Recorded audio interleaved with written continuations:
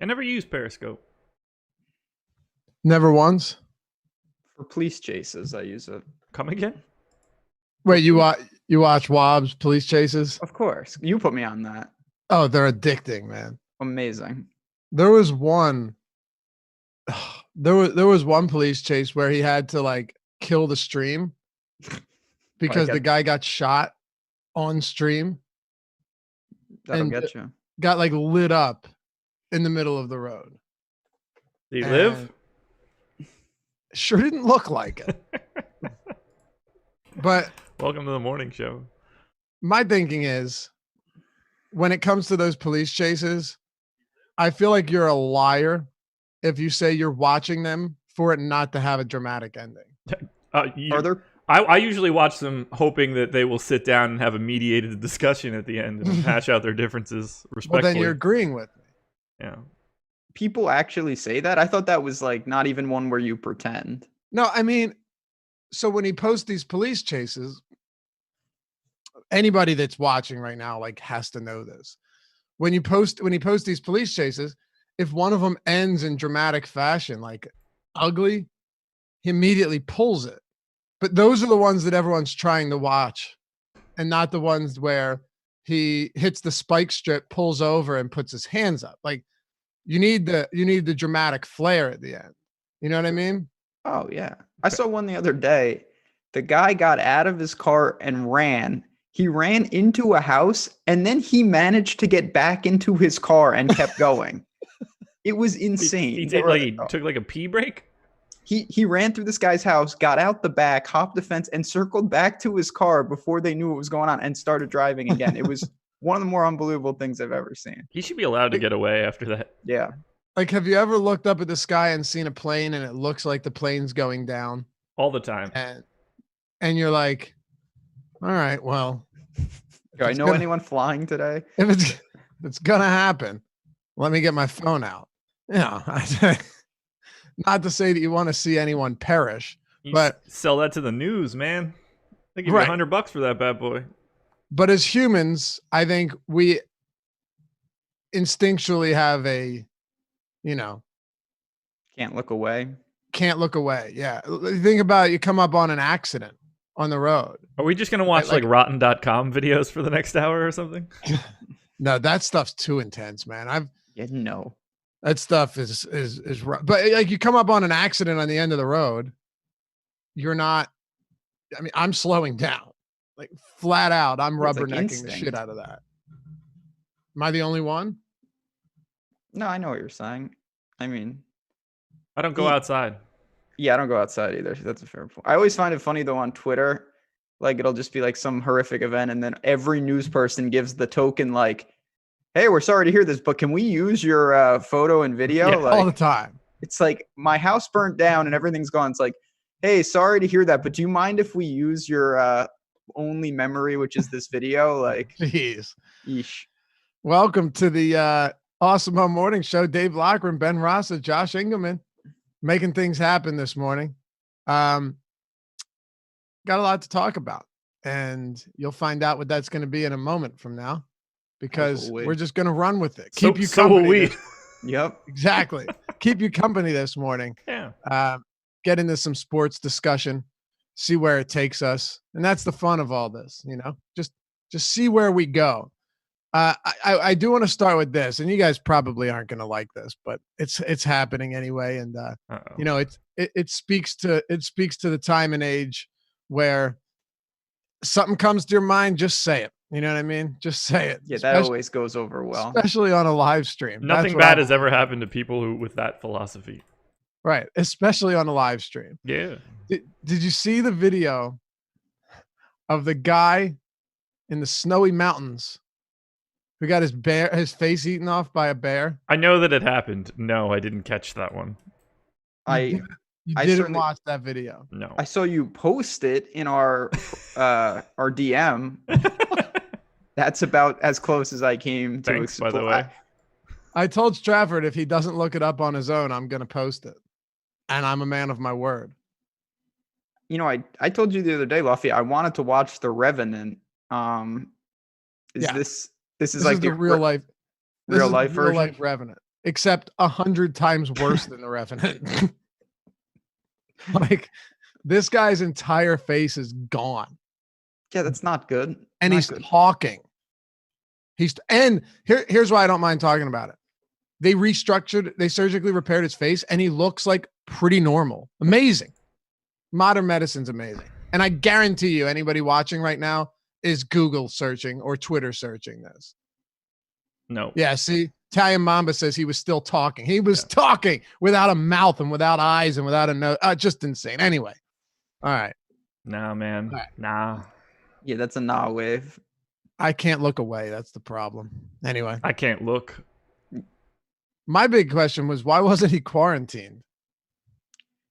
Wait, this just happened? Yeah. Yeah, it just happened. I mean, Should have been Face- social distancing. Never would have happened if he was sitting at home. No, I don't think it just happened because to surgically, I'm thinking about this now.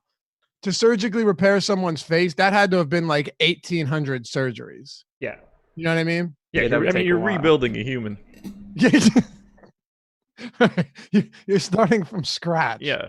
You just told me that he had most of the key features of a face weren't part of his face any longer. So All of them, by the way. I don't think you just go to like the face parts store and buy new ones. Hold like on, it's I'll post you a picture of it. Yeah. Great. If you So want anyway. to just like save yourself 10 seconds, you don't ever have to do that. So yesterday, the Madden contest on FanDuel went off pretty well. Couple small glitches, but those are things that can be fixed. There's now in the NBA2k tournament.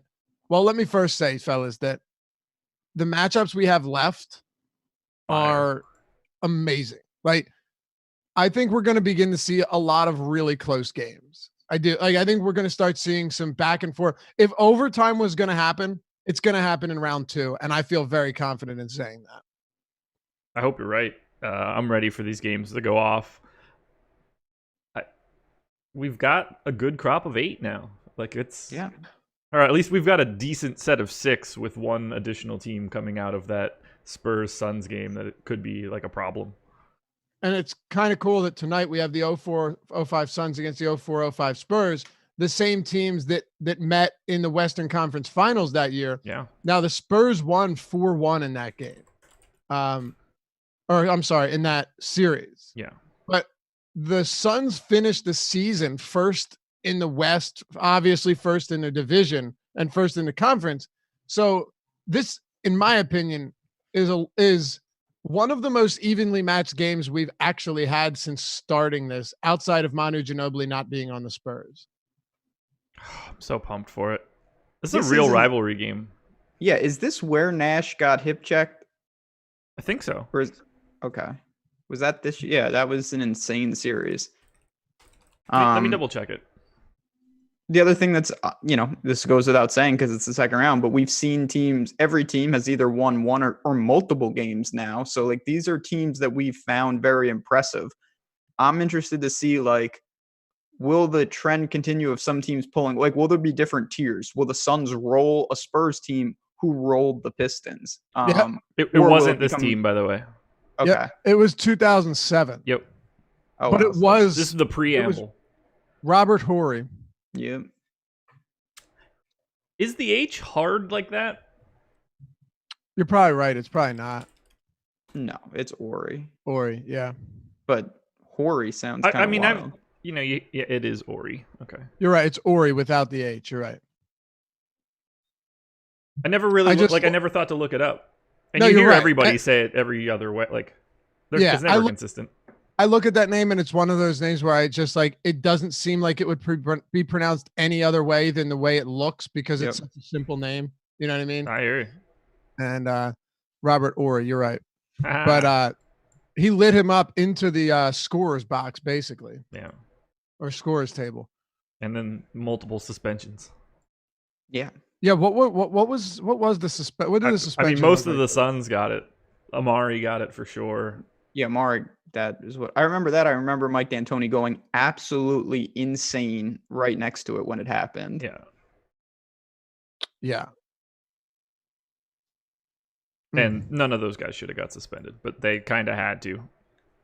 So What do you think would happen? It was like the year after Malice in the Palace, right? Like, or maybe like 18 months, something in that neighborhood. I think that's what like. That was earlier than that. They were still in the they still the. That was 2004. That was 04. Yeah. So, matter of fact, Malice in the Palace was the same year as the teams we're seeing tonight.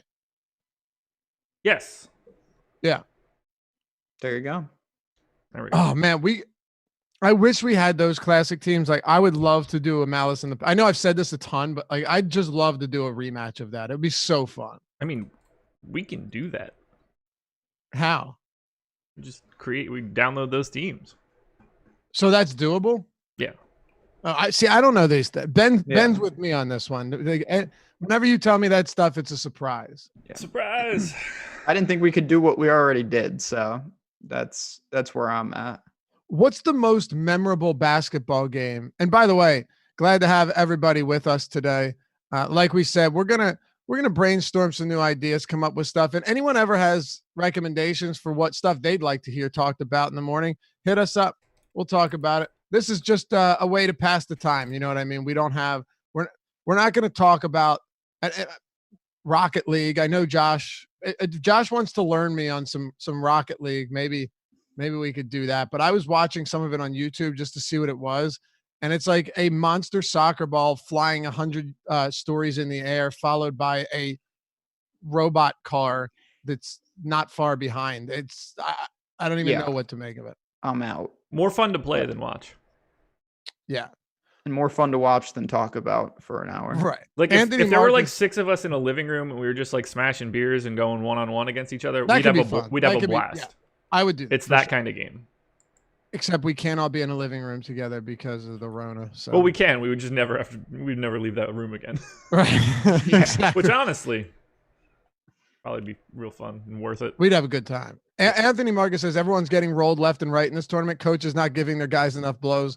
Well, the first part of that, you have seen a decent amount of blowouts. However, I'd say we've seen a couple really good games and then a couple games that I just expected to get out of control.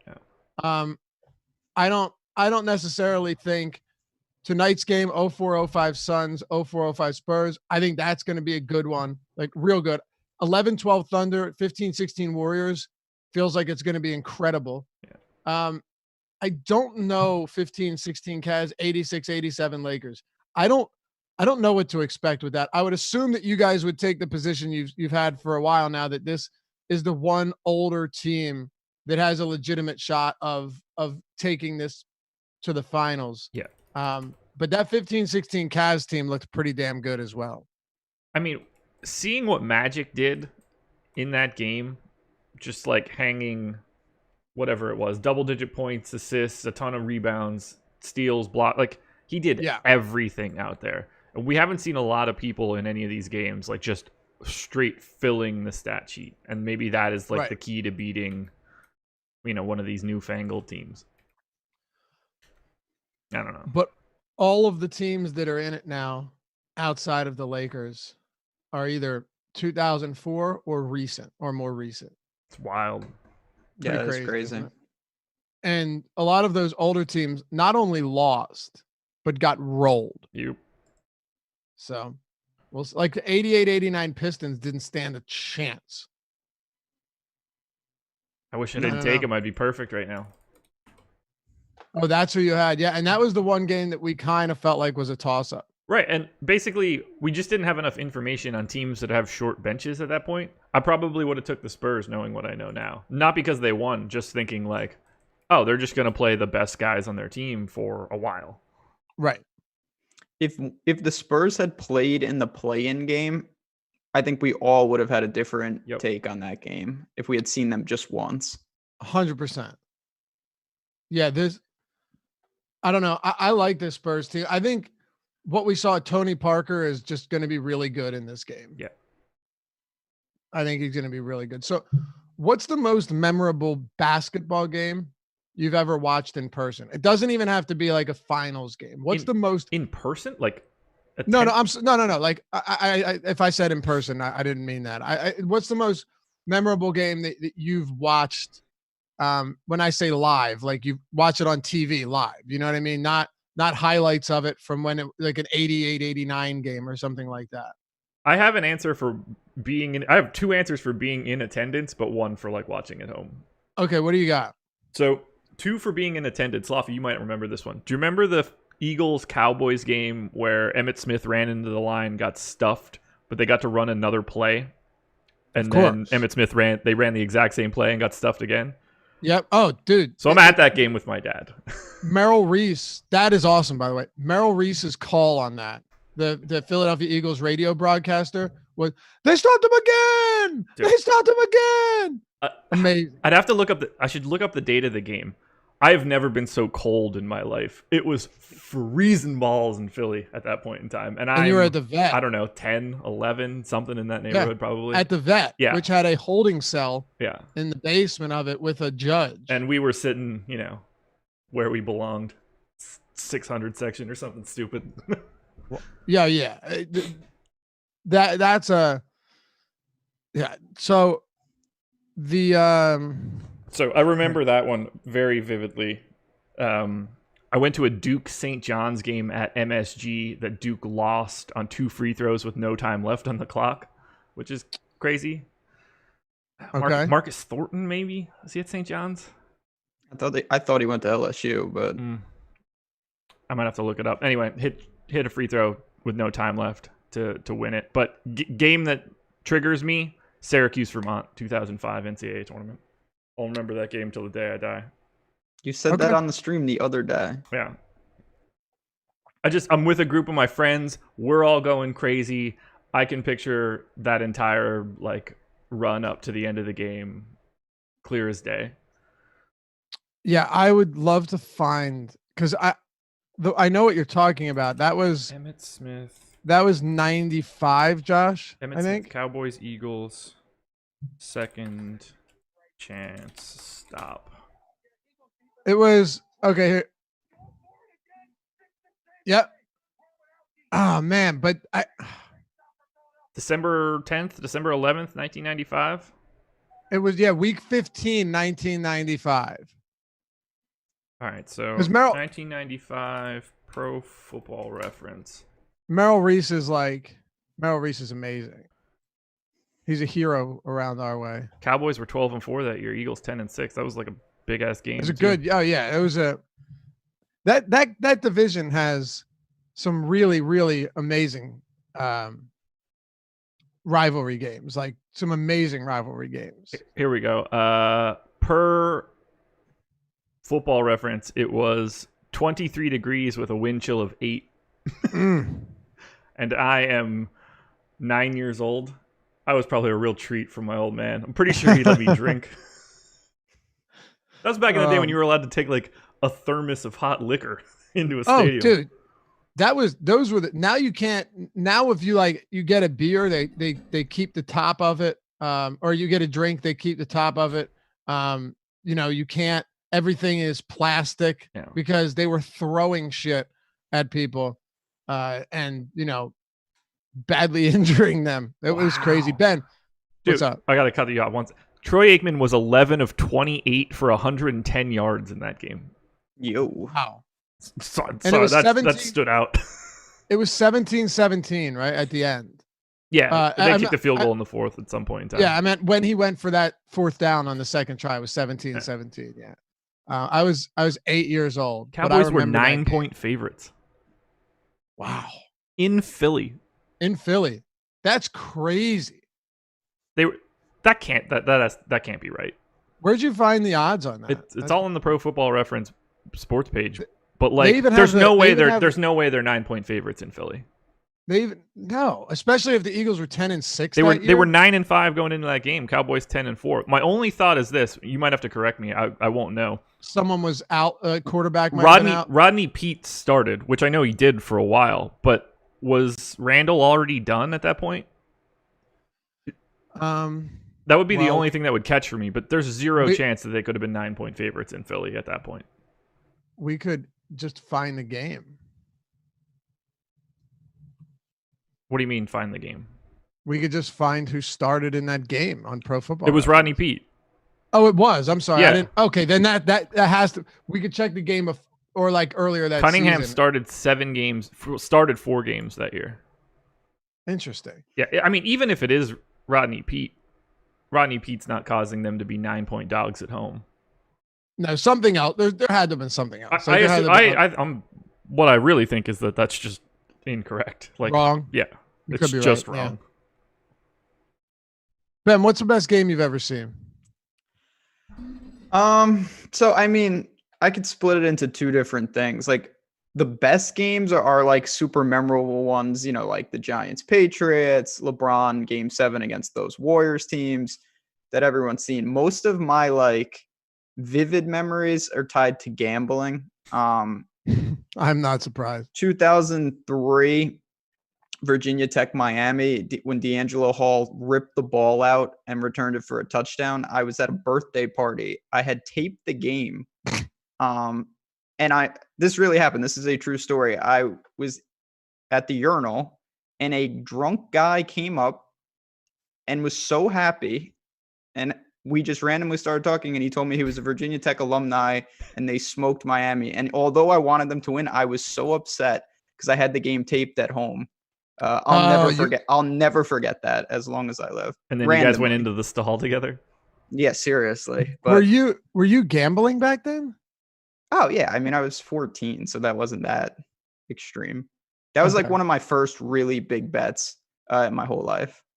Really? So it was I mean, when you're a kid, it's all relative, but like. Well, I'm curious. How much was that bet at 14? It was like $500. Jeez, that's significant for 14 years old. For then it was. That was also like, I had waited for like Miami was a dynasty. They were in Lane Stadium. It was freezing. It was around Halloween, I think, and I'll never forget D'Angelo Hall ripping the ball out. So how did you? It was around Halloween. Do you know how I know that? I watched that game in a dorm room at Penn State for Halloween. That's the way that I'm remembering it, unless it's a different Penn State game that year or a different game that year. No, I'm fairly certain. So at 14 years old, at least in Pennsylvania, you can't legally work. I think 15 years old is you get that blue work paper. Josh might remember the blue work paper in Pennsylvania. No. I was working. The moment I turned 15, I went and got a job because all of my friends were older than me, and I couldn't be the one that wasn't working. How did you have $500 to bet on at 14? Just life, horses. I mean, I had been betting just in life and played poker at some point, and I have no, back then, of course, my parents, we would. Well, your parents weren't rich. Right? No, not at all. But like my parents both gamble. So like it wasn't that unreasonable for money to just be like, it was like, this is the game. Like this is the game. Right. So you got into gambling because you grew up with it in your household. Yeah. I mean, my parents took me I went to the Belmont Stakes when I was 1. Not that I remember that, but like I've been going to the track my whole life. That's why I'm pretty good with numbers and I understand odds a decent amount, just because even when I was little, I was into that kind of stuff. November 1st, 2003. What was the final score? 31-7. Yeah, I was going to say 38-10. Okay. So you won that bet, but you were distraught that you found out about who won the game. That was like a huge bet at the time. I had been waiting for the game. I was so upset. I had to go to a birthday party and it wasn't a close friend. And I just wanted to get it over with. And randomly I heard a guy told me the score of the game. But that game, and then chat just mentioned, and this is certainly not on the short list, but it's funny he says this. Nate Lane says Jordan Poole's buzzer beater in March Madness a couple years ago had Michigan winning the tournament, woke up the entire house screaming. I was on the other side of that game really heavily. I had Houston going really deep in my bracket. That was gut-wrenching. I was a big Rob Gray guy. So it's funny that he mentions that. But the old Virginia Tech Miami games, probably my most vivid memory. And then last one with me, Seneca Wallace when he was at Iowa State when they went and rolled Nebraska. That was another staunch memory of my childhood. I'll give you one for me. I was probably 21, 22. So it was 12, 13 years ago. Miracle at the Meadowlands 2, where Matt Dodge punted to Deshaun Jackson in New York. I don't know if it was MetLife Field, and I forget, but it was in New York. And the Eagles that game were down like 31-7, and it was a wrap. I went outside with my buddy Matt Hudson to just walk outside, have a cigarette, and just get away from the game. We walk in, Macklin scores, Vic runs one in, I believe, and it's actually a competitive game now. And then at the end of the game, I don't know how well you remember this, but like to me, it's ingrained forever. He punted to Deshaun Jackson. Jackson initially muffs the punt. Yep. And that actually gave him time to pick it up and score because it threw the Giants off who were coming at him. And it was like one of the most improbable victories I've ever seen. And those type of games where you've already succumbed to the idea that they have no way of winning it, and then they win it, is one of the greatest feelings in the world. And I didn't have money on that or anything, but it was just one of the greatest games I've ever seen in my life. Yeah, I remember like my most vivid memory of that is Deshaun Jackson running vertically across the end zone before he goes in, and then Tom Coughlin just going right up to the punter and just yelling at him. Yep.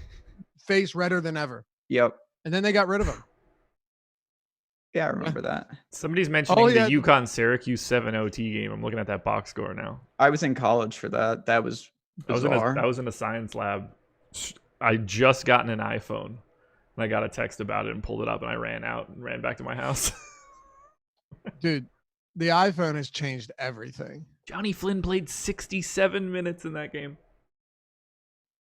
It's funny that you mentioned Johnny Flynn. Talk about busts from yesterday. I thought he was going to be really good. Well, they drafted 2 point guards. Neither one of them were Steph Curry. And then he had really bad, like, degenerative back issues, maybe?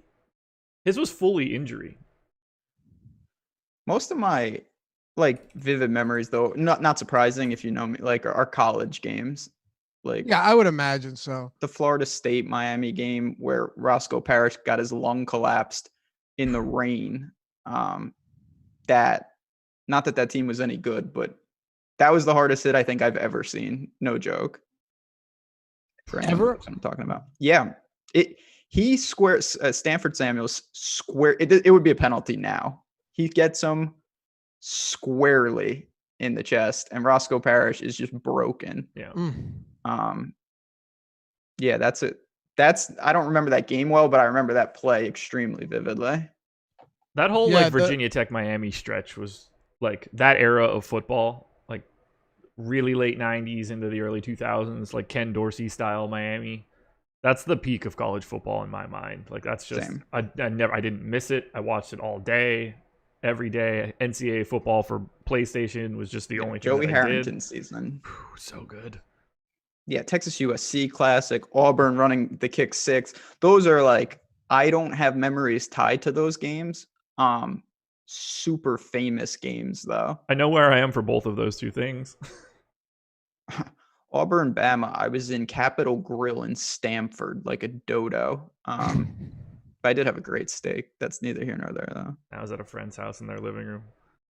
The biggest hit I've ever seen, and I hate to go, this is all what I can remember. Do you remember when Reggie Bush in the backfield took that hit that shot him back like 15 yards? I do. When he's on the Saints? Yeah. Yeah, I remember that. I don't know. And he was crawling on the field trying to get off. I mean, it wasn't Patrick Willis, was it? No, Sheldon Brown. YouTube search Sheldon Brown, Reggie Bush. It is like it was as much of a hospital ball as you could ever throw anybody. That's what the Florida State one was too. It was a complete buddy pass. Just Clowney versus Michigan. That one. Because it's so short, like neither person is really getting a lot of momentum. He just creates it all himself. I mean, it's like what I John would Gruden. think if a human could become a gun. Just all of a sudden, it was just force. Fired out of a Through. cannon, as they Because, say. I mean, they're within 10 yards of each other like the entire time that play happens. It's not like two guys are coming, meeting in the middle. Like, Clowney just exploded that dude. Yeah.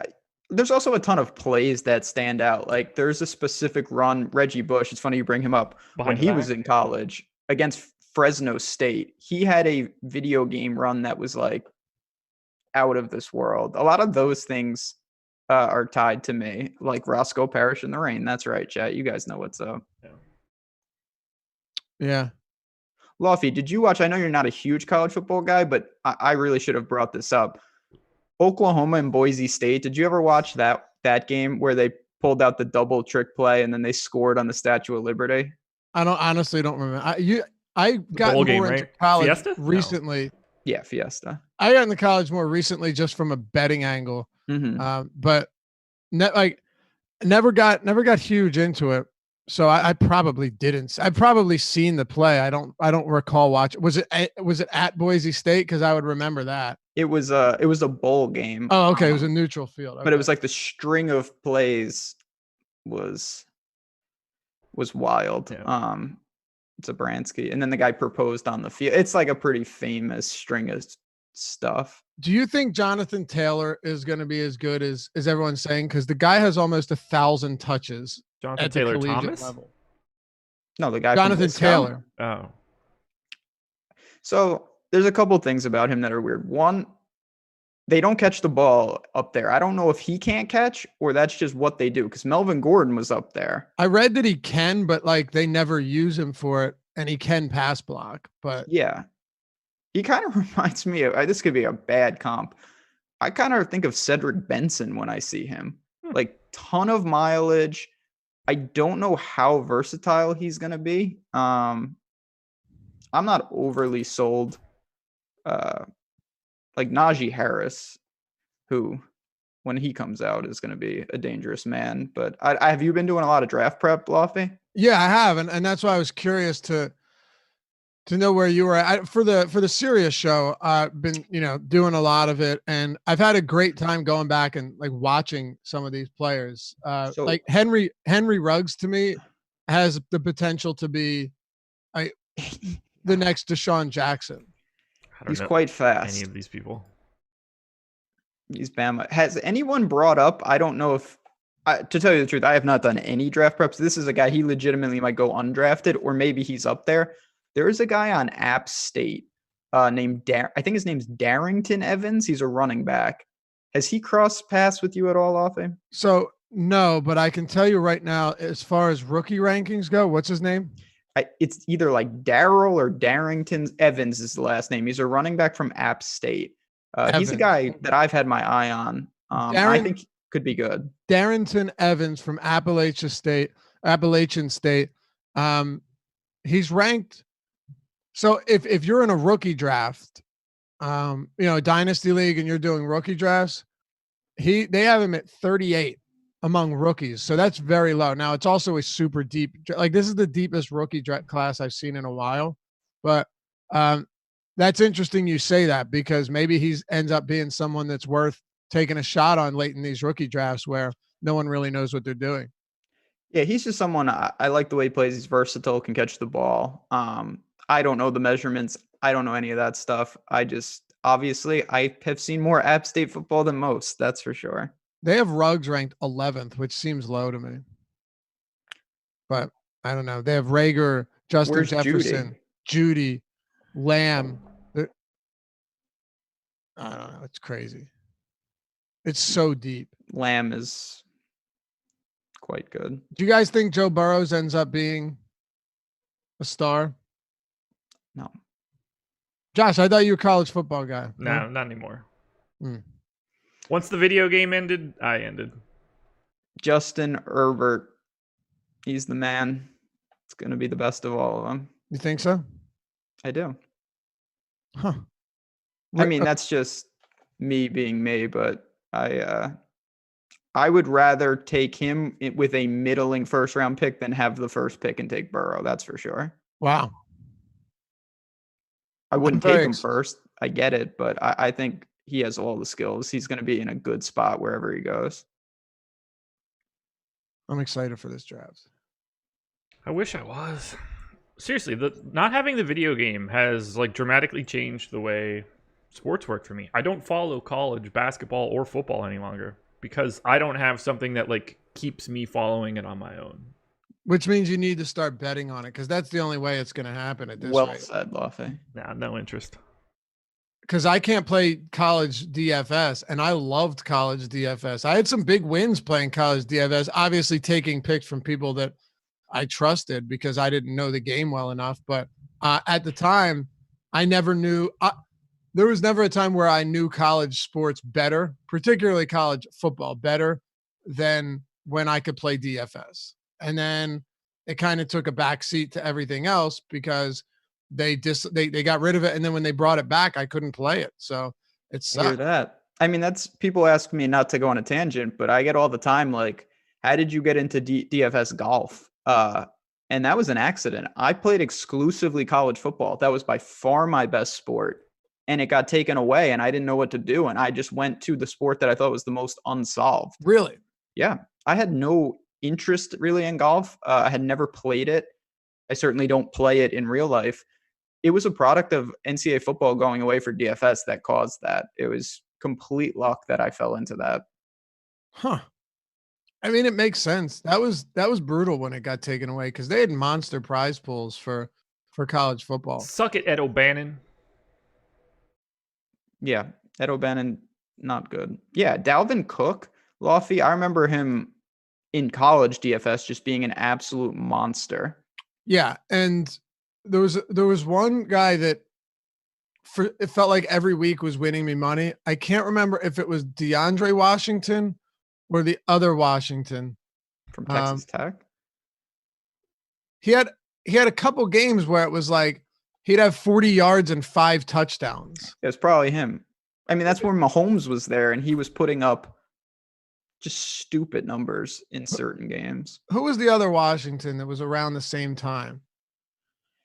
George. Maybe there wasn't one. Maybe it was Leon Washington, but that's like 20 years ago. Certainly not him.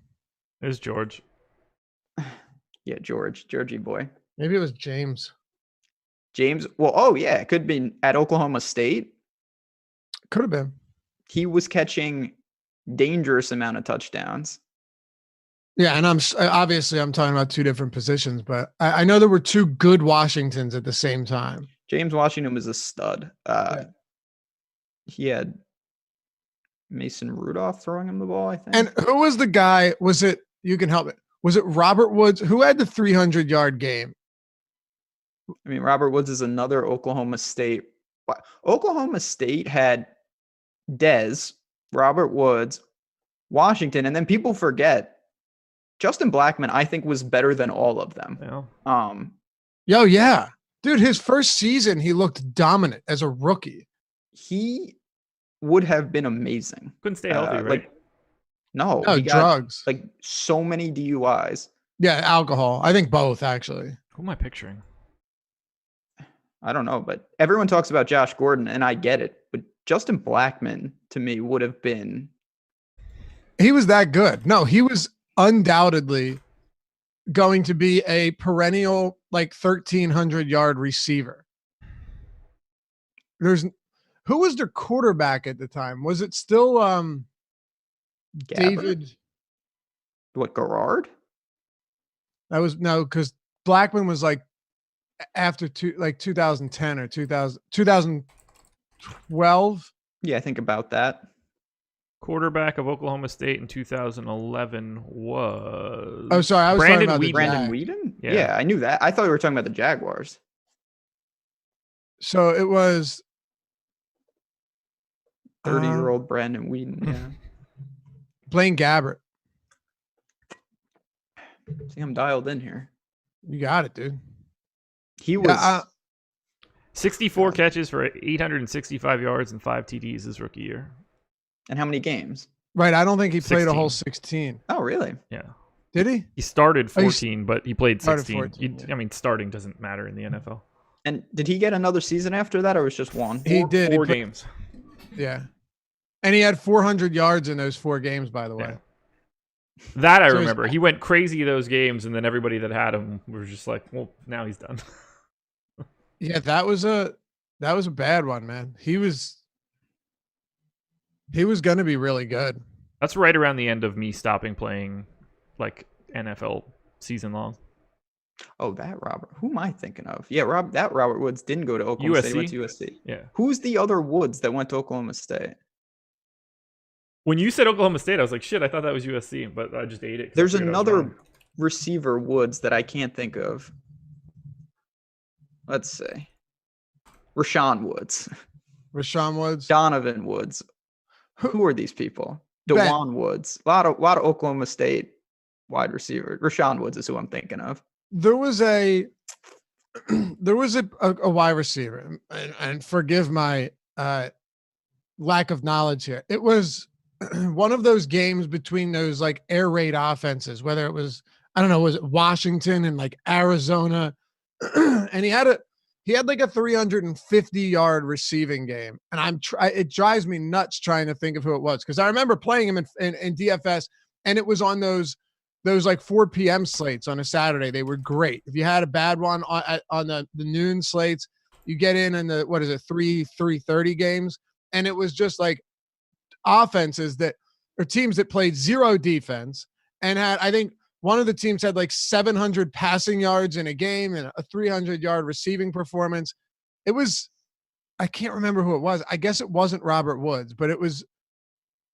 Yeah, Robert Woods, I was wrong. Like I said, he went to USC. Lee? Well, he was also at... Shit, they're only showing the leader in receiving yards in a game, which is Troy Edwards for La Tech, but that's 1998. Yeah, I would love to know who this was, Luffy. I'm interested. Maybe Chad can help us out. Like, I'm certain it happened because I remember. Do you know what team? No, that's why I'm saying it was like either an Arizona or an Arizona State. I'm or working on USC, this, buddy. Or like a Washington. Oh, Pack. Okay. I got you. I got you. Isn't that a conference where it's just like constant air raid offense? How old do you think you were? Like anything 2010 or forward? No, it was more recent than that. Let's say 2000. Then we'll be fine. I was just making sure that it wasn't lower than that. 15 or 16. There can't be that many games where they have Dante 300. Pettis? All right, so here are your choices. There have been 8 games of 300 plus receiving yards in college football since 2000. Stedman Bailey, West Virginia. Patrick Edwards. Nope. Do you have an idea of what school this person went to? It was a West Coast team for 100%. Who the hell's Okay, Patrick you're gonna get it then, but I'm gonna leave that one out. Jeremy Gallen. Tiny gal from Michigan? Yes. Okay. Kobe Hamilton. Kobe Hamilton, huh? I don't know What who year that was is. that? 2012, Arkansas against Rutgers. I missed that game. Carlos Returning Henderson. Videotapes. Definitely That's not. That is Louisiana Tech. yes. Do you know who they played? No. Florida is my guess, but I don't know why I'm saying that. Be better, Ben. Be better. At Massachusetts. Well, yeah, I should have known. Even better. Andy Isabella. There it is. Massachusetts That's against great. Liberty. So Terrence was that Williams like for Baylor. 2019? And the final Nope. one, Marquise Lee. Marquise Lee. Yep. That was So it. USC. Marquise Lee had a 300-yard receiving game. 16 catches, 345 yards, and 2 TDs. Can That's you a go to game. that game so we can see what the passing yardage was? I think Yeah. there was like I think it was something like 700 yards passing for one team. Who was his quarterback? You're way low, or you're way high. So Matt Barkley was 31 of 49 for 493 yards. Who did they play against? Arizona. Matt Scott was 27 of 50 for 369. Hell's Matt? Okay, so then it was 700 total passing, or around Oh, 700 it was total. 800 and change. 800. Yeah, I know it was a lot. Yeah. But Silas yeah, Redd, running back for USC at the time. Kadeem Carey for Arizona. Wow. Oh, yeah. Wow. Kadeem Carey and Matt Scott both ran for 100 yards in that game. What was the score of that game? 39-36 Arizona. Yeah, it was just like an insane amount of offense. Like from a DFS perspective, if you had that game, you just sat back and enjoyed it. Marquise Lee also had 123 return yards. Dude, I'll never forget that. How many yards receiving was it? 300 and 365, something like that. Hold on, let me double check That's it. But a lot. 346. Dude, Robert Woods at 9 for 93. Oh, I knew Robert Woods was in that game. Okay.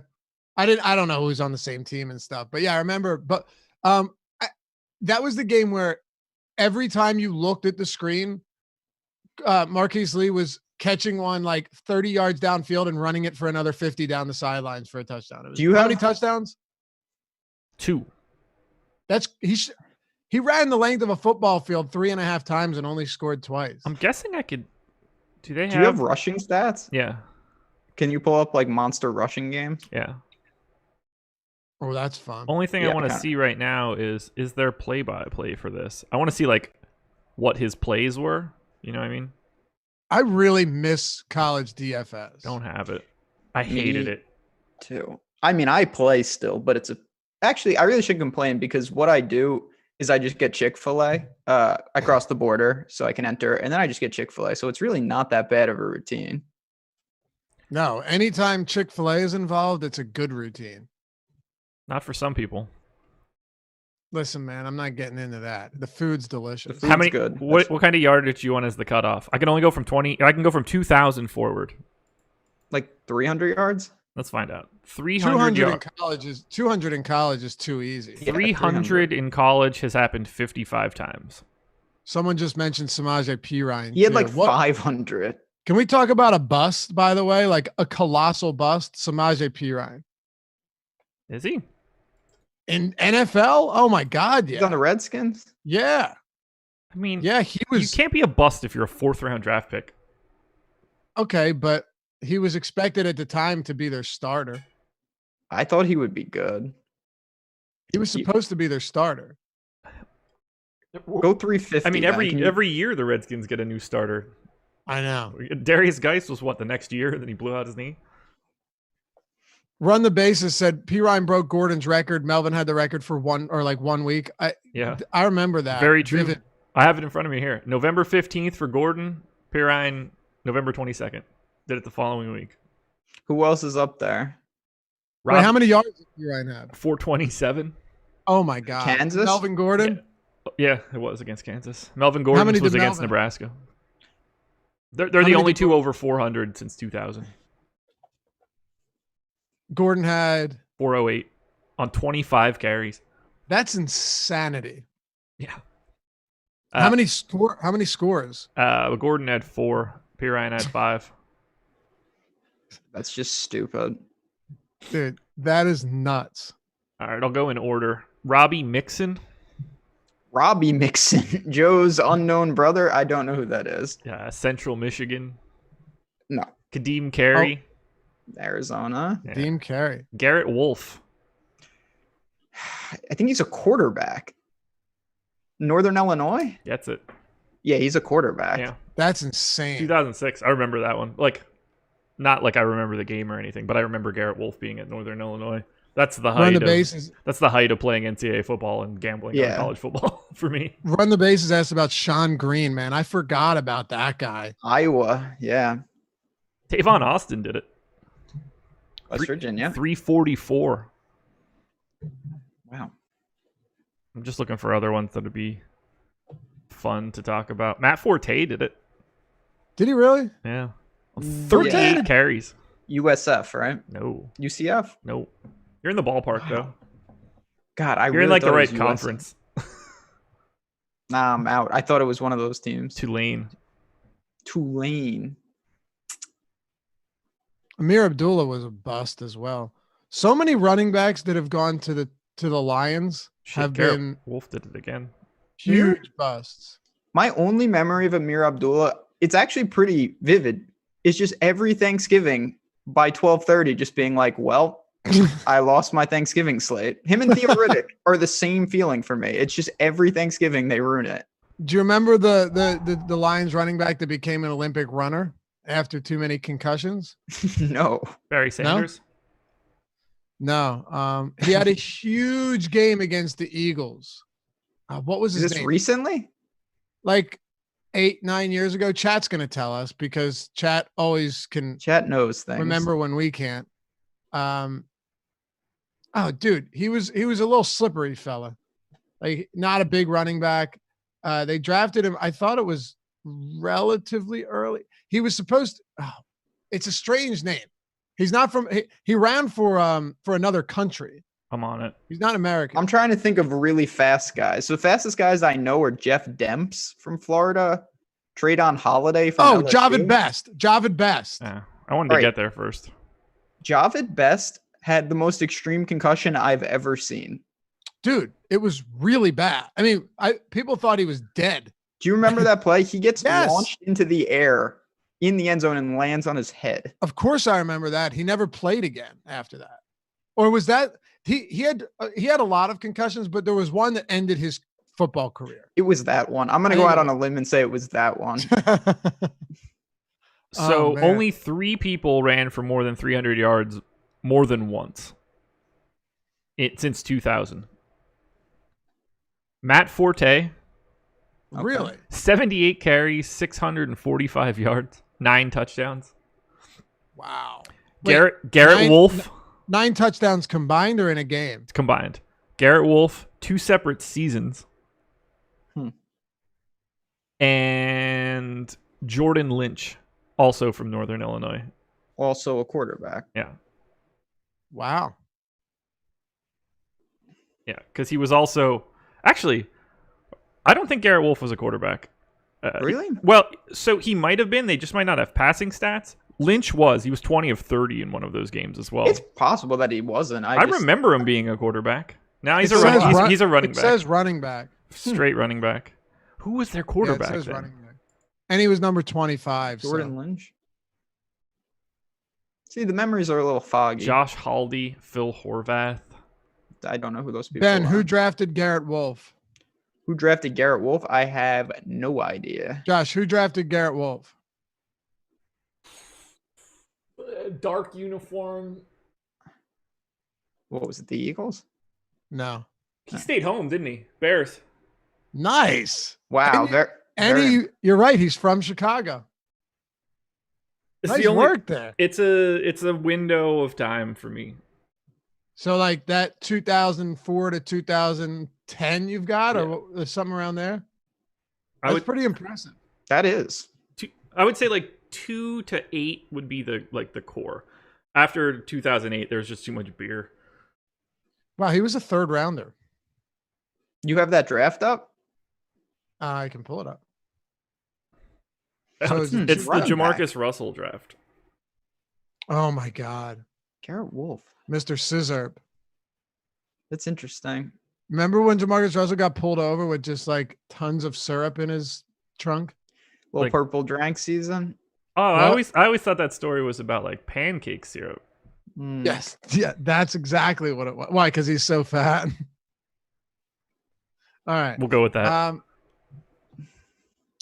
Jamarcus Russell, number 1 overall. Do you want to talk about something that oh my God.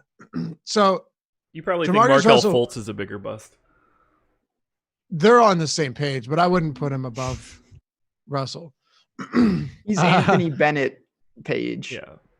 Yeah. How about somebody asking me yesterday on Twitter, like, would you guys rather have Devontae Graham or Markelle Fultz? And I told him unquestionably I saw that. Devontae Graham. It's so close. No, it's not. Dude, Graham is like 3 years older than him. That matters. Yeah, well. Who else is in that draft, Luffy? So Calvin Johnson with 11,619 career yards and 83 touchdowns went 2nd behind Jamarcus Russell. All right, so that's Georgia Tech. And then Joe Thomas goes 3rd as a legendary lineman. Way to go, Oakland. Yo, is Calvin Johnson the DeMarcus Cousins of football? No. Why? That's a terrible comp. Why? How? Well, let me ask you this, Luffy. Why would you say that? Yeah. Incredible individual statistical career. Played on a terrible team. Never went anywhere. Career ended due to injuries. It's the exact same thing as fantasy-wise, one of the greatest ever. You'd take them towards the top of every single draft. In terms of winning percentage, they never got them anywhere. They never were winning games because of them, and their careers ended because of too many injuries early. Is this a talk radio take, or is this like an actual question from you? What do you mean? Everything I just said makes sense. It's the NFL, and he's a wide receiver. What else is Calvin Johnson supposed to do? That's not the point. They still never won games. I don't blame the Kings not winning games on DeMarcus Cousins when he had nobody around them, and I don't blame it on Calvin Johnson. Yeah, I mean, wild disagreement. I know what you're saying, but I'll say this: like, obviously, you could put prime LeBron on any team in the league, and minimum they're making the playoffs. In football, you could put the best player. It wouldn't make that big of a difference. Sure, but they did. I mean, they put the best it's arguably the best wide receiver when he's on the field. Right. I'm just saying, amazing statistics, great fantasy player, constant injuries, no playoffs. That's all. I'm not saying like their contribution individually is parallel, because that doesn't happen with football and basketball. Yeah. It's more like Calvin Johnson's more like the James Harden if we're doing this. What? James Harden? Yeah. Incredible offensively, still hasn't won anything. Well, I'm talking about injuries and ending career early. Like Calvin Johnson. Look, he could still play. Who, Calvin Johnson? Yeah, he's just smart enough to not play. Right. But he was always hurt. T-Mac, yeah, I see that. Wait, what? What's that? Tracy McGrady in chat. I don't think that's the worst. Yeah. That one's better. That's better than my Harden comp. Yeah, I like that. Who was fourth, Laffy? Number 4 overall. Dead, right? Was Gaines Adams. Oh, the Bucks drafted He's dead, him. right? He is dead. Clemson. Yeah. Levi we Brown. Can do the whole first round, Laffy? Or Josh? What do you mean? Colleges? I have it in front of me now. So yes. I mean, not all of them. Most of like the legitimate people. Mm-hmm. Adrian Peterson went 7th. He was good. Yeah. Jamal Anderson. Ted Ginn. Dirty Bird? Ted Ginn. T-Gin, man. God, he's been in the league that long. And he's still fast. He's still only fast. Yeah. Marshawn Lynch. Ted Ginn must be like the best guy in the world in the locker room. Yeah, he peaked returning the kickoff for a touchdown. What year was the peaked at Ohio State? That in that game, he returned it for a touchdown. Then they lost by about 90 points. Yeah. What year was the Deshaun Jackson draft then? Sorry, I've never thought about it like that. The Deshaun Jackson draft. Come on, man. They're talking about fast receivers that are old and still in the league. That's where I'm drawing. Patrick Willis, Lynch, Patrick Willis, Revis, Dwayne Bowe. Brady Quinn. Oh, this is the Brady Quinn draft. Dwayne Bowe had one big season with like 13 or 15 touchdowns. Kansas City, right? Everyone overreacted. And the next year he had a complete disaster of a year. Big beast. I would have lost money on him. Oh, this is a lot of the 7th floor crew guys. John Beeson, Greg Olson. Yeah, this is peak Miami. Oh, yeah. Chris Henry, Steve Smith. Two 7th floor crew guys went in the first round. Oh, no, 3. Brandon Merriweather. Brandon Merriweather is the guy who swung his helmet in the Florida International fight. Oh, I remember that. That was insanity. Johnny Lee Higgins. Wow, remember Michael Bush? Louisville? Yeah. Yeah, I vaguely, but not more than that. He was Sidney Rice. Michael Bush for a little while was a touchdown vulture. And it was brutal to watch. Sidney Rice, wow. Sabby Piscatelli, like one of the worst NFL players of all time. Dude, Sidney Rice could have been extraordinarily good. Yeah. He had a season there. I think it was around the same time Miles Austin had that really big year. Oh, wow. I forgot about him. And both of them just couldn't get away from injuries. But And I also believe it was around the same time that Arian Foster burst onto the scene, had that huge preseason.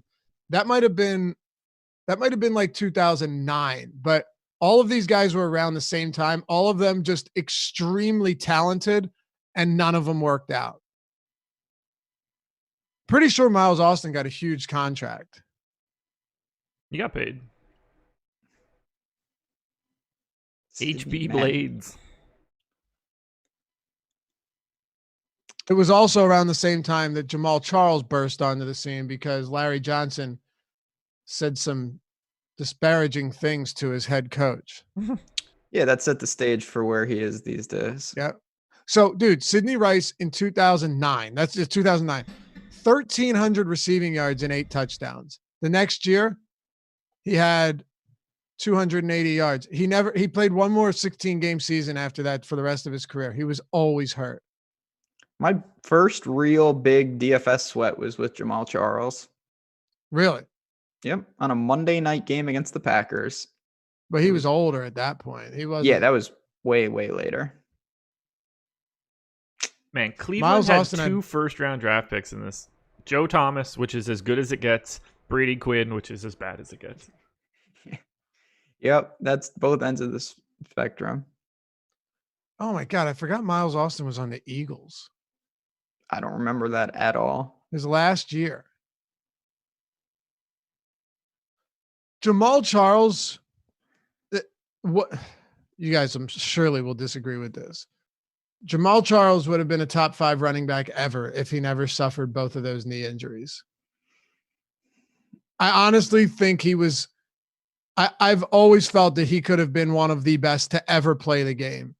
5.9 yards per attempt, 6.4 yards per attempt the next year. He averaged 5.5 yards per attempt for his career. And that's including coming back from 2 devastating knee injuries. Like if you didn't take those last couple seasons where he clearly wasn't himself, Jamaal Charles was just unbelievably just so good. I was a big Jamaal. I mean, I was a big fan of him, so I don't think that's that crazy. I think there's a lot of guys in that category. Yeah. But yeah, he was really, really. I don't think people understand how good he was for that stretch. And I agree, there's a lot of guys in that category, but he was more than a flash in the pan. Like he was doing it for 4 consecutive seasons before. Well, actually, no. He had the 2009 was when he came in and he racked up 1,000 yards in half a season. He had 1,120 yards basically in half a season because he won me a fantasy championship that year. Then he had 1,500 yards the next year. Just huge numbers. I think like 2,000 total yards. Then 2011, he got hurt after 1.5 games. Came back the next year, had 1,500 yards, 1,300 yards the next year in 15 games. And then got injured again. Crazy. He was good. Yeah, there was a lot of Jamal Lewis. I forgot about him. Isn't he in jail? Is he? I don't know. He got arrested at one point with a lot of drugs. I don't know if he's. I remember that. Personal life. Conspiring. He is currently the president of Southeast Exhibits and Metro Retail Solutions for Metro Exhibits.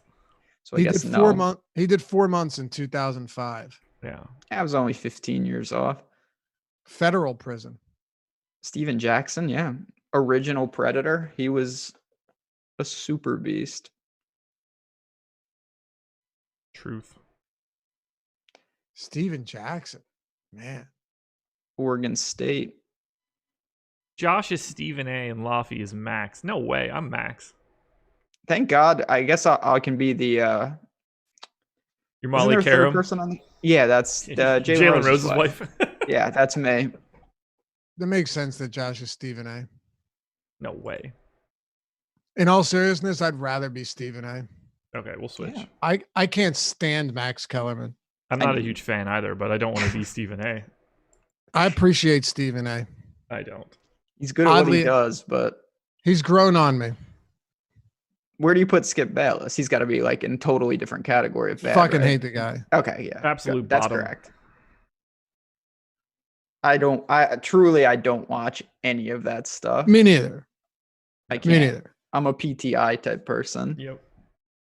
And Sharp kind of drives me insane as well. Like their whole gimmick is just no matter what, we have to agree with each other and just, talk shit the whole time. I've Anyone that never rips on watched that. LeBron. I have never watched Skip and Shannon. No. And never will. Correct. Yeah. Well, I've never tuned into a show, but I've seen plenty of like viral clips on it. I won't even click on it. Yeah, it's funny. A lot of these guys, Chad just brought this up, and it's true. Like a lot of them start out as really solid writers, and then they slowly transition to just clowns. Oh, 100. That's exactly what it is. Well, yeah, most of these guys never went into this career thinking they were going to be in sports media visibly. The money is not in writing reasoned, logical pieces. No, it's all straight hot takes. Right. Although, but with Stephen A, I just like that. Stephen A is when it comes to Skip Bayless, you always know what his opinion is going to be. At least with Stephen A, he has different opinions on different things, and he's actually more. I actually think he's more level in his response than you'd think. But I get why people don't like him. By the way, Skip Bayless is like the physical embodiment of Twitter. 100%. I think he holds the record for every single tweet being ratioed. Like he does not have a tweet that isn't ratioed. Yeah. It's insane. Especially when he talks about the Cowboys. It's crazy. That's awful. There's a lot of really bad sports media personalities out really there. Bad. Dave Loughran. Yeah, right. I'm fantastic. But I could never, I'm serious when I say this. I could never turn into that. Even if they wanted me to, like, I don't think I can turn that on where I just turn into an absolute rambling asshole that says nonsense for 2 hours. I mean, sure. I mean, you can clearly turn that on, brother. I've seen you be on shows before. Uh-huh.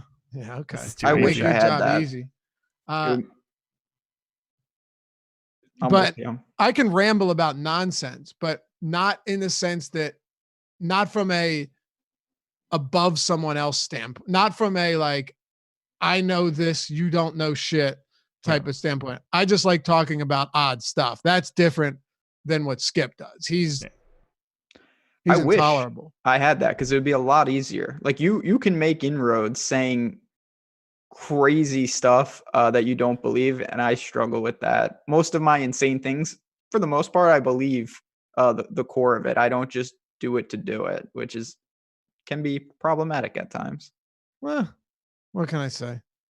What are you gonna do? Everybody's different. What are you gonna do? So before we close it out, tonight's game, I have the Suns. Actually, hold on. Let me see who I have in my bracket. I got the Bulls, so that could be a problem. I don't think you're going to pick up a W on this one, man. No, I'm rooting for the Spurs. What do you mean? You say you had the Bulls? Yeah. For what? To win this game. Okay. I mean, this is where the Bulls should have come out against the Suns. Oh, you had. I got you. Okay, I see what you're saying. Yeah, so Josh knows. I have the Spurs to win this. Really? Do you really? Yep. Wow. I have the Suns. Oh no, I don't. No, I don't. Hold on. I was looking at the wrong bracket. I was looking at someone named Chasir. That's not you, man. Thanks. I have the Suns. And then I have most the Suns. people. Then I have the Suns losing to the Heat. Yeah, the Heat. It has to be because they're your champ. Yep. I got you. And then I think I have the Thunder beating the Warriors, though. Yeah, I have the Thunder beating the Warriors. I have the Cavs beating the Lakers. And then Thunder Heat in the finals. All right, Laffy, you and I both have the Suns. We both have the Heat. You have the Thunder. I have the Warriors. I have the Lakers. You have the Cavs. We Some both good have the Heat. differences. You have the Heat winning. I have the Warriors winning. So you and I will definitely be like split up, but we're at the same spot right now. Okay. Ben, you have the Bulls. And I know you have the Heat because you just said they're winning. Then you got, I have the Lakers on the bottom. and then who else? I think the Warriors, but I don't know. I'm pulling. it Okay, up so now. you have only one of your quarterfinals has been busted. Yeah, my finals is intact, which is obviously the most important thing. I'm it's not a great start, but I'm not dead either in our internal. No. Because the final round is worth You can more pick up. anyway. By the way, we need to Exactly. let Eddie know to mark yours. You're not marked currently as ineligible. Really? Yeah. Did Trying you- to pull a fast one. Yeah, that would be important. I just searched for the ineligible tag so I could just. Oh, look at that's all of because he ours. put Awesemo staff. Wait, no, I thought he was supposed to put Awesemo staff, right? Well, Wasn't that? either way, it didn't get caught. So. Well, yeah, I see that. Yeah. Okay. So yeah, you got the Bulls coming out of this bad boy. Won't make a difference. No, it won't. Pittsburgh Brew is in 8th. He has the final score of the score of the final game is 130. There's a couple people that have it at like 116, 115. The tiebreaker might have a lot to do with this because a lot of these numbers are all over the place. Like all over the place. Someone's got 105. Yeah. If it's Warriors, if it's one of these games that sees like two newer teams, which by newer teams I mean like 2010 or later, I actually, you would think it'd be higher scoring. I don't really know I have no idea at this point what to think because defense has been just as dangerous. Look at last game. We were on pace for 140 points after 130 after 2. We finished with what? 120? Yeah, not a lot. Not a lot at Yeah, all. the one quarter seems to derail it very often. Both of them didn't get to 10 points in the third. That's right. Yeah, 8-8. Crazy. So I don't know. But I think if it's like Heat Warriors or Heat Thunder, it has the chance of going above 130 easy. We changed the totals a little bit, by the way. Yeah. Just dialed it back a little bit. We're a couple points high, you know. I think a little bit high. We pace of play, in this day and age has just slowed down a bit in the 2K world, so we just had to adjust. Now you know what's going to happen. Every game is going to soar over the 140. total. It's just going to happen. That's aight. Anyway. Lafayette, I have We'll be Markelle here. Fultz projecting as a better than average NBA player next year. What's that? I have Markelle Fultz projected as a better than average NBA player for next year. Yeah, you might want to fix those projections, fella. Number 1 comp. You ready? Hold 2000. on, let me guess. Go ahead. Let me guess. You're just gonna think of the worst NBA player you could think of, you dick. So I'm not even gonna give you the courtesy. 2005 Jameer Nelson. Fitting for the team too. Jameer Nelson? Yeah. Maybe That like was like 2016 Jameer Nelson. So this season's 2020 Fultz, same usage as Jameer Nelson, same true shooting, took a few less threes, went to the line a little bit more, same rebounding rate, a little bit more assists for Fultz, same steals, same blocks. Man, when the Sixers drafted Markelle Fultz, I can imagine they sat back in their offices, rubbed their hands together and said, maybe one day he'll be like Jameer Nelson. I mean,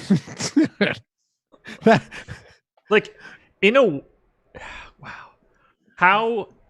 Here's a really good question before we close this out, because I think it's legitimate. How good would you expect? Like, how good would you want a player to be for you to bank that career? better than Jameer Nelson. At 1, yes, definitely. I don't think it's a lot higher than that, though. Dude, that's just absurd. Would you bank Andrew Bogut's career? As the He is- number one overall, no. That is I said this yesterday and I'll say it again. Him and Alex Smith, who both went to Utah, I think are true barometers as a break-even number one pick. That's what I mean. Like, I don't think Nelson is so far off the cut line. I agree he's below it. The other Like, thing, Go I ahead. guess you, Ben. no, I was just gonna say the other thing you have to ask yourself, like, when you're, I would love to know what GMs would say to that, because like, are you rolling the dice in the sense that you think, I mean, when you're drafting someone one, you're thinking transcendent player. Yeah. So like, Yes. even Bogut, who was very solid, I wonder if they would look at that as a quote unquote failure, just because in the NBA, if you hit it, it changes your franchise. Exactly. And it would have changed that Sixers franchise in a dramatic way. Yeah, I'll tell you what, but- it depends on the player. Like, when Tim Duncan comes out, you are setting a different baseline than Fultz, But I would say. yes Are you and no. though? Yes I and think no. so. Here's the thing. Dude, if you remember the scouting on Markelle Fultz, like, this was a guy that people said, like, next James Harden type potential. He was being comped to Harden. He was being like crazy. We don't have guys that have become like that were can't miss that missed at one. Fultz is a franchise league guard, future all-star, and a player any organization can build around. Yeah. He's best utilized on the ball with shooting around him, and he's a tremendous pick and roll player who can score at all three levels and facilitate with creativity. He's no slouch off the ball either, as he's capable, yet improving, spot shooter and excellent playing off closeouts. Fultz also has the size and length to defend twos and even some threes in smaller lineups. All in all, he's a versatile plug-and-play lead guard with star potential who is easy to build around or fit on a current roster. He's none of that. That's the thing. None of that. Such a hater. It's not like LeBron missing. I agree with that. Yeah. Like, but they're also just in the NBA. It's low variance. There's not that many misses. We went through it yesterday. Like, especially if you take a guard, Absolutely agree. you're probably getting a pretty damn good player. How about Drew Yep. Holiday? That's another one of his top couple comps. Would you bank Drew So- Holiday's career before the draft if you could? See, this is parody at this point. Drew Holiday's had a phenomenal career. Well, I don't think it's that slam dunk. Oh, You would lock in I- that if you knew the number one pick became Drew Holiday's career, you'd lock that in 100%. if I could get that, given what we've seen from him now, if You were know like, hey, you listen, get No. everything that Drew Holiday has done. Yeah, that's not the question. I'd be ecstatic. No, Ben, the question is, who ultimately has a better career, right? No. No. What's They're the saying, question? all right, you have the first pick next year's draft, right? Yeah. You Oh, would I take someone if I could guarantee Drew Holiday's? Or would you roll the dice? Right. Um, That's why I'm I saying thought we like were Jameer Nelson isn't that far off the pace. He had a great sure. career. I thought you were asking, like, if I could get Drew Holiday numbers from Markelle Fultz. Oh, that's No. mega ceiling. No. And that's why I asked if it was a parody, because that would be a ridiculous question given the fact that Holiday's actually had a very good career. Yeah. That's tough because Holiday is a very good defender and he's never really been on good teams, and maybe that's some fault of his own, but never been on great teams. Played with You know, he's Anthony been on- Davis for a hot minute. I know, and that's why I'm saying, like, does he have something to do with that? Because they've been on some teams with good rosters at least, or decent enough. They had Anthony Davis, Julius Randle, Drew Holiday, Nikola Mirotic. Like, that team should have been better, right? I mean, they were good that year that Yeah. they smacked. they That were was like it what, a Portland. 500 team? What Were year did like they? a five- What year did Yeah, they these- blast Portland? 16, I think. They Yeah. swept Oh, they them. blew them out, or they swept them. Yeah. They beat the brakes Oh, off. I of them for remember.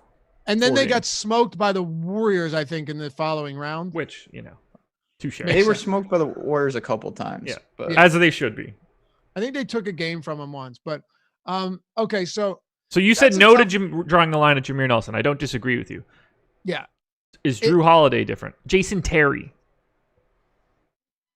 So, okay, just to rephrase the Drew Holiday question, if he was drafted if you drafted Drew Holiday number 1, and this is what you got from him, like, is that okay? Yeah, sort of. Yeah, basically. Okay.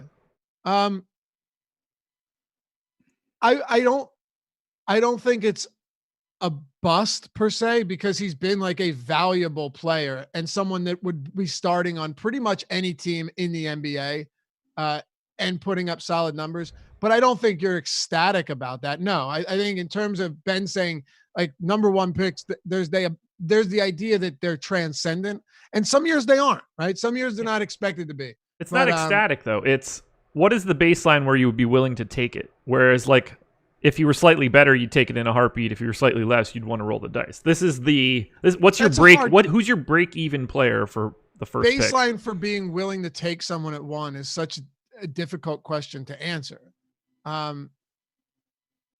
It's such a difficult question to answer. Like if the Warriors in 2021 get the first pick, are they willing to bank Drew Holiday's career with that pick?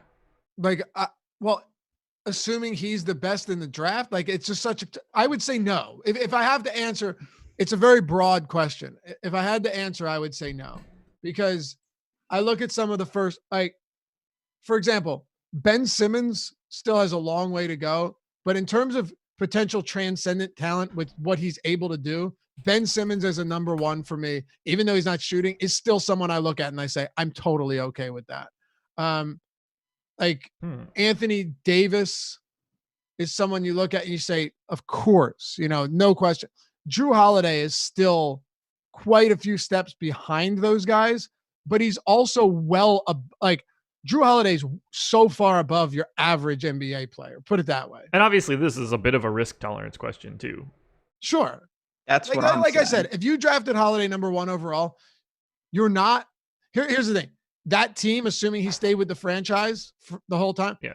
Unless you had guys, you don't build around Drew Holiday. You fill out you don't build around Holiday as you would around guys like Simmons and Anthony Davis and LeBron. But if you can put a good team with Drew Holiday and have them be good. But I think you should be building around the number one overall pick. I think it's amazing that you just classified Ben Simmons in the same category as Anthony Davis and LeBron James. Well, I'm saying that Ben Simmons is an elite player. I don't see why that's unfair. I mean, I can mention other players. The gap between Anthony Davis and LeBron James compared to Ben Simmons Simmons and Drew Holiday is not close. Like those first two are way ahead of Ben Simmons, and Simmons and Holiday are close. Dude, I'm talking about building around players. I'm not putting them on the same level. I'm saying the cutoff to build around players or have to have them build around other teams. I'm not comparing Ben Simmons to LeBron James, but you can build a team. Ben Simmons is an elite defender, an elite passer, elite rebounder at his position.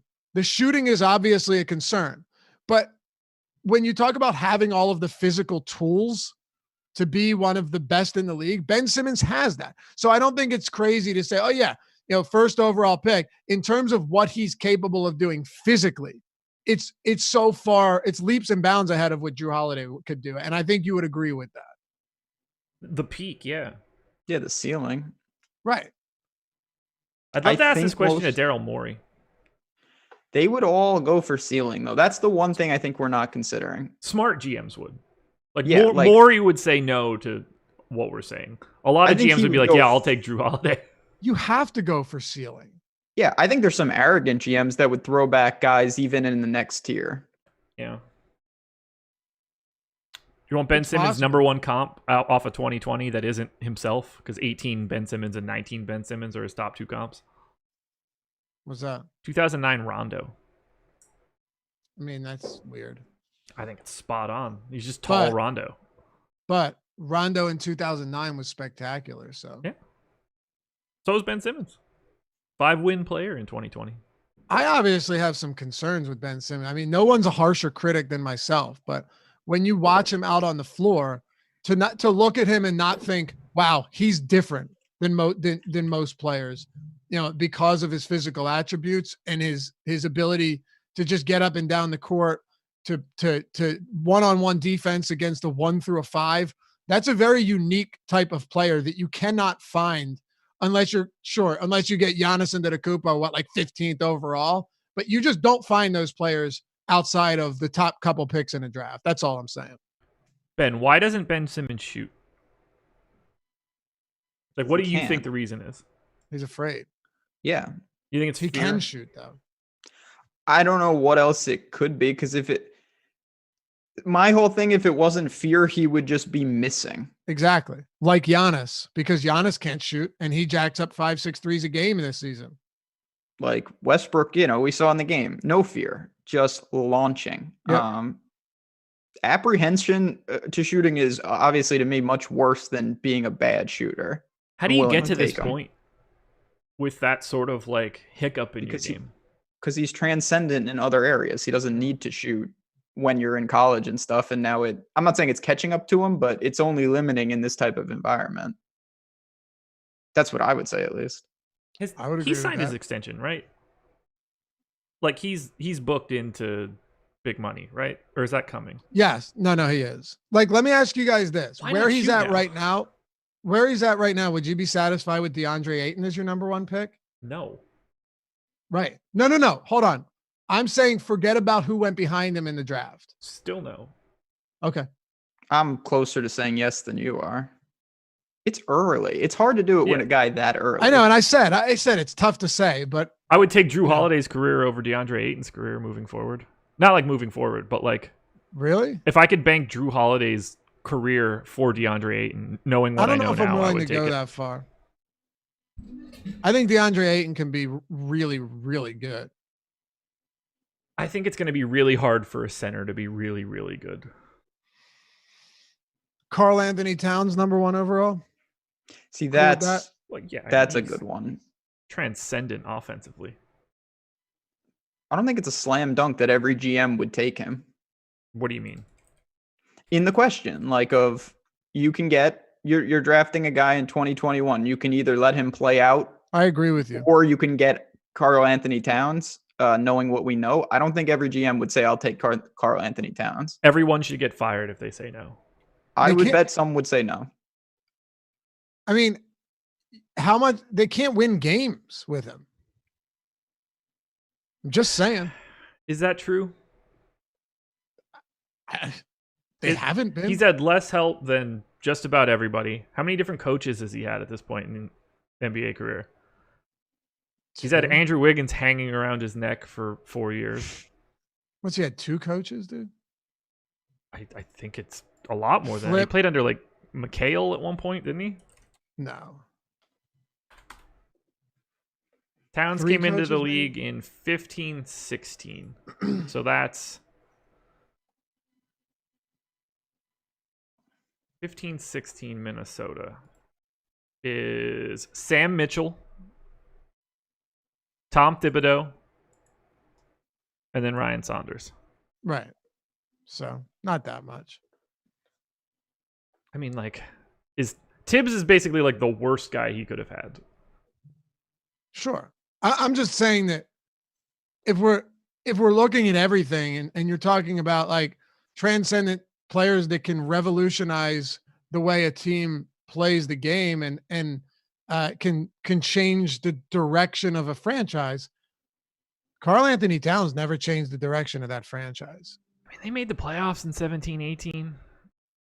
Did I they blame win the entire management of the Timberwolves and not Karl Anthony Towns at all. Okay. I'm just saying, like you pointed out.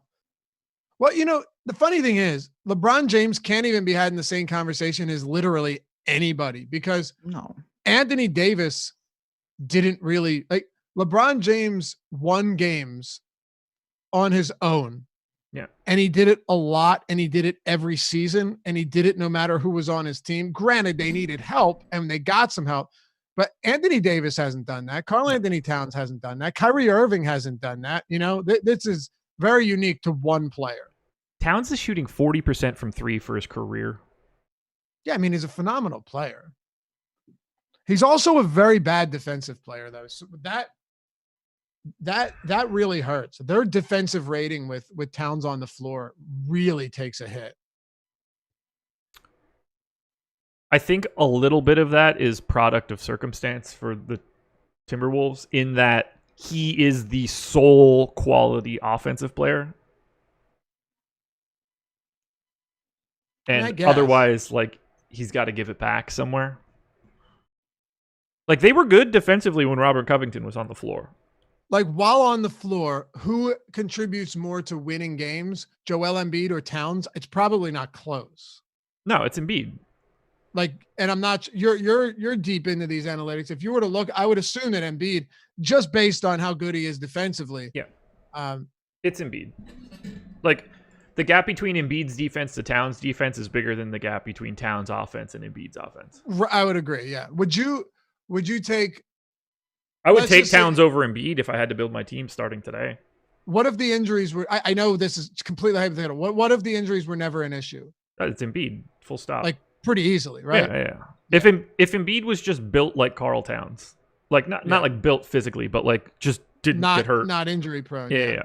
I mean, it would be very hard for me to want to take Joel Embiid over Karl Towns from this point I'm so forward. worried Embiid's going to get so fat because of all this. He should be. Like, what's Jokic going to come out looking like? I don't know. October Jokic. That's what I mean. Like, so many of these bigs are going to come out in trouble. I think it's funny that people were all over Jokic for that stuff. Like, Shaq didn't do it for half a decade. Yeah. Just show up, play your way into shape and be good to go. Yeah. To be fair, Jokic came out horrible this year, though. Sort of. I think a lot of it is our fantasy mindset, though. Like, from a DFS perspective, he was very underwhelming. Right. And a lot of times we don't actually look at impact for the actual team. Yeah, he was just like, a notch behind where he normally is as a team guy, and then played his way into being, one of the best centers in basketball. Yeah. He wasn't exactly spry to start this season, that's for sure. He played in October like he had the coronavirus. He did. Dude, Karl Anthony Towns is so damn good. We got to get out of here. Yeah. We'll be back tonight, though. We Not will. to worry 7:30? people. 7:30 p.m. Eastern time. Get those FanDuel lineups in. Get the daily challenge lineups in. We got to start putting something together for the memorabilia for sure. Yeah. Like some awesome, maybe like, a Tim Duncan signed jersey or something for tonight's game. And you look at some of the other games and get stuff from those, which could be like signed basketball from Magic or something. That could be, I would, that's the type of stuff I would love to win. Hell yeah. I'm with you there. That'd be a lot of fun, man. Like, who wouldn't want that? Seriously. Everyone's got their man cave, Awesome. I'm moving my man cave. I need new stuff to hang on the walls. I want to get a bunch of old Sports Illustrated covers framed. Okay. I don't know, just talking out loud now. Let's get out of here. We'll be back tomorrow or tonight, 7:30 Eastern time. 0405 Suns at 0405 Spurs. Get it in on FanDuel. Get it in at Awesemo.com. We'll sweat our brackets. We'll have some fun. Ben, anything else before we get out of here? No, I think that covers it. As always, chat.